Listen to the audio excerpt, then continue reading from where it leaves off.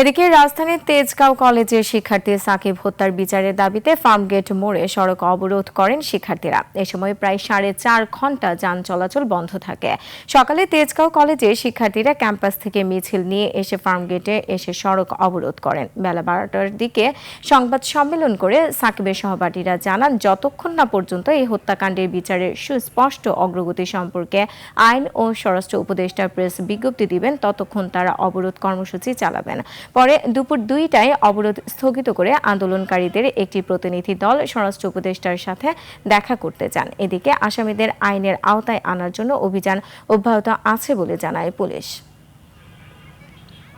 Lily beauty soap, যার anti ageing গুণ তারুণ্য ধরে রেখে ত্বকে করে উজ্জ্বল, তারুণ্যময় উজ্জ্বল ত্বকের জন্য। রিমার্ক। আমাদের দাবিগুলো হচ্ছে, যতক্ষণ পর্যন্ত সাকিব হত্যার বিচার না হয় ততক্ষণ পর্যন্ত আমরা রাস্তা অবরোধ রাখবো। আর আমরা আইন উপদেষ্টা যতক্ষণ পর্যন্ত এখানে না আসবে ততক্ষণ পর্যন্ত আমরা এখানে থাকবো। প্রশাসন এই মামলাটাকে উদাসীনতা হিসাবে নিয়েছে।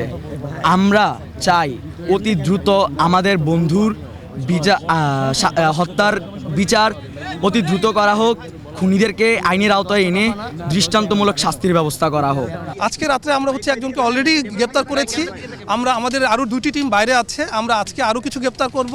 আশা করি যে আমরা এই ঘটনার সাথে সম্পৃক্ত যারা আছে তাদেরকে একটা বড় পর্যায়ে আজকেই গ্রেপ্তার করে ফেলবো এবং এই ঘটনাটিকে নিয়ে আমরা একটা চমৎকার ইনভেস্টিগেশন যেটাকে বলি, আমরা এটাকে সমাপ্ত করতে পারবো।